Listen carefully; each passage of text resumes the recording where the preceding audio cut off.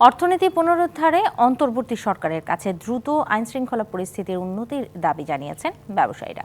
একই সাথে রিজার্ভ বৃদ্ধি ও মূল্যস্ফীতি নিয়ন্ত্রণে পণ্যের সরবরাহ বৃদ্ধিরও পরামর্শ তাদের। সকালে রাজধানীতে ঢাকা চেম্বার আয়োজিত এক সেমিনারে উঠে আসে এসব বিষয়। শিল্পাঞ্চলে টানা অস্থিরতা, শ্রমিকের নানা দাবি দাওয়ার আড়ালে আইনশৃঙ্খলা পরিস্থিতি অস্থিতিশীল হয়ে ওঠায় উদ্বেগ বেড়েছে ব্যবসায়ী ও উদ্যোক্তা মহলে। এমন পরিস্থিতিতে রাজধানীর ডিসিসিআইয়ে এক সেমিনারের আয়োজন করা হয়, যেখানে অংশ নিয়ে ব্যবসার নানা শঙ্কার কথা জানান ব্যবসায়ীরা।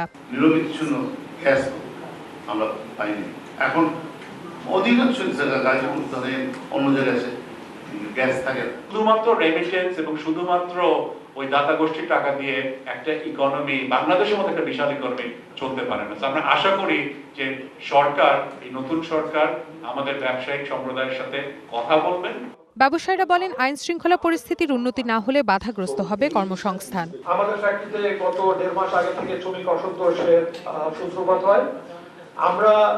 আমরা বাংলাদেশের আইন প্রণয়নকারী প্রতিষ্ঠানের প্রতি অত্যন্ত শ্রদ্ধাশীল।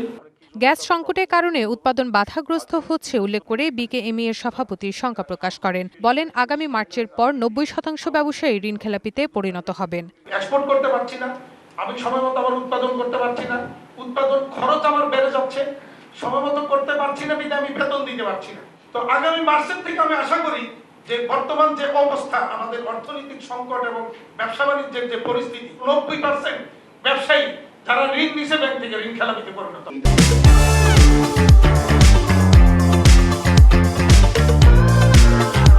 আর শেষ অর্থ বছরে 60,000 কোটি টাকা ছাপানোকে আত্মঘাতী সিদ্ধান্ত বলে মনে করেন পলিসি এক্সচেঞ্জের চেয়ারম্যান।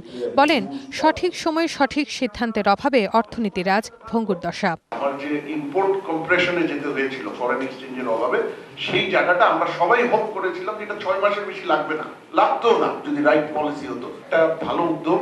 এগেইন গত 1-1.5 মাসে অগাস্টের শেষে এসে বাংলাদেশ ব্যাংক নিয়েছে, যেটা এগেইন খুব নতুন একটা ইনস্ট্রুমেন্ট। কেন 2022 সালের শেষে এটা নেয়নি, 23-এর শুরুতে নেয়নি? অর্থনীতি পুনরুদ্ধারে ব্যবসায়ীদের আস্থা ফেরাতে সরকারের পদক্ষেপ গ্রহণেরও দাবি ওঠে সেমিনারে।